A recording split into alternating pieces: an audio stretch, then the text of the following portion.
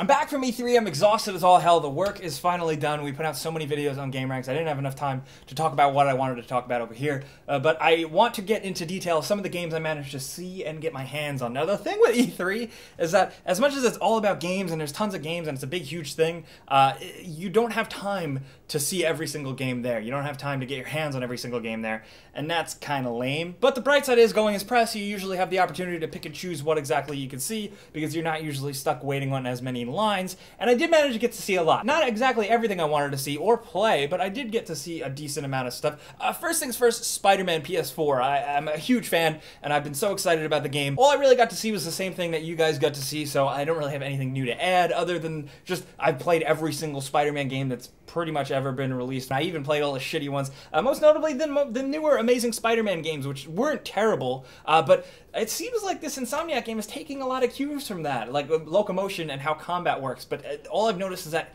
everything about it looks 10 times better. It just looks so high quality and good and exciting. The web swinging looks good, the city looks good, the combat just feels more like how Spider-Man would fight, at least how I can tell from looking at it, and I like what I see. I wish I was able to actually play the game, but alas, I could not. I did get to spend a lot of time, though, with Shadow of War, and it's pretty damn interesting. The way the demo worked was they just dumped me right into taking down a stronghold with a leader and everything, so it was up to me to recruit and pick the orcs that I wanted to be my war chiefs, and different little traits within them, and just go right into battle, storm a gate, knock down the gate, run in, kill a bunch of dudes, and then slay the captains and the chiefs and work your way up to the head of the castle. And it was really good. I was a little overwhelmed because you're dumped right in with all these new systems of the game without really being slowly introduced to all of them, and I did get my ass handed to me a bit, but it's fun. It feels strikingly so much like Shadow of Mordor, but with so many more systems tacked on. It doesn't make it overly complicated, which is what I was worried about. There were so many new systems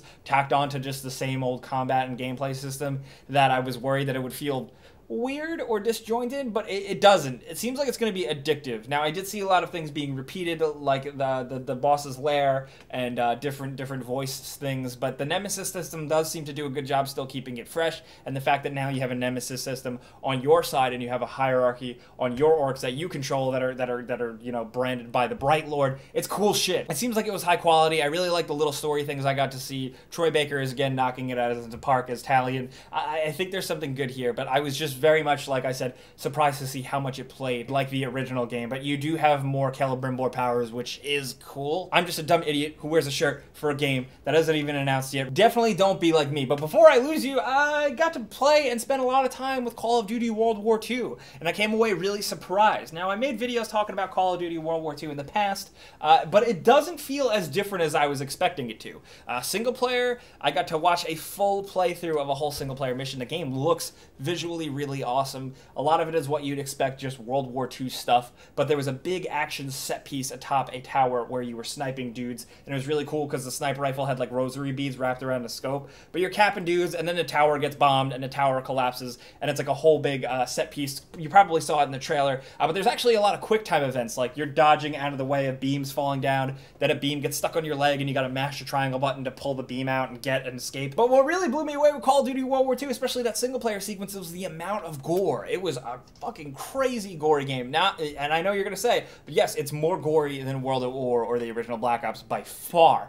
I saw dudes' heads explode, get blown off, but I also saw a dude like from his armpits up just get blown away, and his body just falls towards you, and there's like guts coming out of it and blood, and also like bones, like you could see his bones, dude. Oh. Then of course you're playing and you like storm a stronghold and you get everyone, and then you turn a corner and there's a Nazi sitting on the ground and he just fucking shoots himself and blood goes everywhere. I was like, whoa! It just was like a haunted house of gore and crazy stuff, but it wasn't like done cheesily. It was still trying to be realistic, but it was a nice surprise. I was really into it, and then I got to spend a lot of time with multiplayer, and it feels exactly like what you expected. There's no regenerating health, but it didn't really feel that different. It's very much still run and gun, shoot, die, repeat Call of Duty. The kill streaks are really cool because you can get like a flamethrower or an aerial raid that you could actually control in the gunner seat, and it's fun. It's more Call of Duty 2, Call of Duty 3, where it's just you're on the ground, you run, you shoot, but the map design here I really liked. I got to see like 3 maps,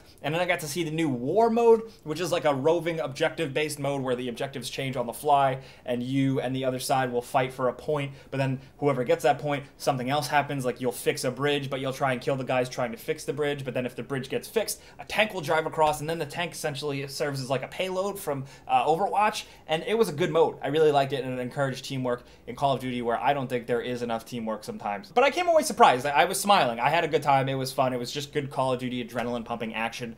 Whether you like it or not, just don't expect it to be a huge change, which I was a little disappointed by that. But I also did get to briefly get my hands on Destiny 2, but all they really let us do was play some Crucible matches, so I didn't really notice a lot different. I got to play with some new guns, some new Warlock powers, because I chose a Warlock, and that was cool. It seems like more Destiny. Again, another game that I wanted more changes for this one. It doesn't seem like they're going about it. It's a lot of more under-the-hood changes, which are impressive if you're a Destiny fan, but for me, who kind of fell out of Destiny, I wanted a bit more. But if you are the type of person that cares about this style of game, I got to check out a whole behind closed doors thing of the new Life is Strange, and it seems interesting. I was a fan of the original. I wasn't a die-hard fan, but it seems pretty much par for the course here, like what you'd expect. They have toned down, there's no powers because this is a prequel, but they are emphasizing decision making even more. Like, I know in the first game some people think that really only the last decision really mattered, but here decisions really seem to have more of an impact from moment to moment and long term. It seems like they're both interconnected much better than in the first game. The game still seems very rough graphically. It doesn't look hot at all. It's definitely in the early stages, but they do emphasize a lot of actual real world bands in the game more this time,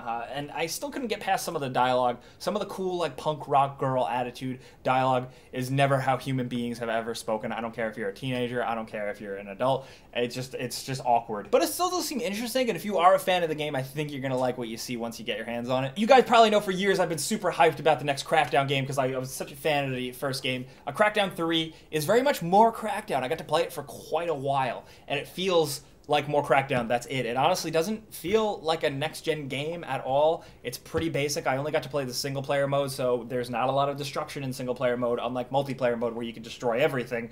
And it's just more Crackdown. There's going to be transforming cars, the developers confirmed with me. You're jumping on buildings, you're shooting dudes, you're kicking dudes, you're throwing dumpsters, you're gaining agility orbs, you're leveling up, your character's getting stronger. It's basically what I wanted. But I guess now that I have it, I don't really know what I wanted from a new Crackdown game, but it's more Crackdown, which is good. But it's going to be very interesting stacking up with Agents of Mayhem that's dropping soon, which is kind of doing similar things, and maybe it'll do them better. I don't quite know for sure. But I also got to play a lot of Forza 7, which is a Forza game. It runs smooth. I got to play it on an Xbox One X, which was kind of cool. It's 60 FPS. 4K, fully native 4K. The game looks incredible. The weather goes real time as you drive. Weather will constantly change. It'll rain, it'll torrentially downpour, it'll drizzle, the sun will come out, it'll even dry the roads a little bit. There's a lot going on here. It's definitely a racing sim game. If you're more into Horizon 3, the real Forza games are very much more authentic racing experiences, while Forza Horizon emphasizes fun. But the game seriously looked damn incredible in motion. So sharp, so graphically what you would want from a expensive console that, you know, if you care about graphics enough but not enough to get a PC, I think it's a good middle ground there. And very briefly for a few minutes I got to play a little Assassin's Creed Origins, which that gameplay demo that they showed didn't really do enough for me saying, oh, they took a year off and they're making a new, better, different Assassin's Creed. That gameplay demo really just felt the same other than the combat. Once I got my hands on it a little bit, it really did feel different. I don't know if it's a combination of the setting, the environments, some of the differences in combat, and an emphasis on bow, but it felt good. It felt different. I'm also a sucker for an Assassin's Creed game. I play every single one from start to finish. I know the series has problems. I know people have their complaints, but I love them. And Assassin's Creed Origins seems like it's headed in the right place. I wanted to get my hands on Battlefront 2, but unfortunately I didn't. It was way across town in Los Angeles. I wasn't able to get over there to play it, but honestly, from the reveal and the gameplay streams we've seen, I like what I see. I know a lot of people have been burned and they're very skeptical and they think EA is the absolute devil, and you know, maybe they're right. But it feels like Battlefront 2 is what the original new Battlefront game was intended to be, and they didn't. They half-assed it, they rushed it. This seems like a full feature and content complete game with a lot of cool prequel shit that I like to see because it's cool. I like Darth Maul, I like battle droids. I'm definitely keeping my eye on that one. But on the Nintendo side of things, to wrap things up, I did get to play Super Mario Odyssey, and I really, really liked it. It's also exactly what you would expect. You've seen the videos. It's pretty much what you would imagine. It feels kind of like a Super Mario Galaxy, but in different cool new settings. But Mario can do a lot. There's a lot in the environment you can interact with. The fact that you can throw your hat and change into things, you can change into a traffic cone, like one of those straight ones, and then pull back and launch yourself onto a building, and then climb one of those buildings and find little bonus areas and little tunnels that add you to secret places. It seems like there's a lot of depth. There's a lot to do. I was able to find some little coins and currency and then go into a little shop store and buy Mario a little business suit and then run around as business suit Mario, and that was funny and stupid. But I got to play a lot. I got to play that city level, and I got to play the level with the little mariachi guys in the frozen sand level, and there's a lot going on. You can ride you can jump on cars and flip around, but you can also hop on a scooter and ride around on a scooter through the city and then jump the scooter on cars and bounce off of cars. It was almost like freaking Tony Hawk Mario on a scooter. But it was a lot of fun. I had a blast. It definitely seemed like it was like Breath of the Wild, where it takes the Nintendo franchise and adds a few modern conventions to it. But the gameplay here was still very distinctly Mario,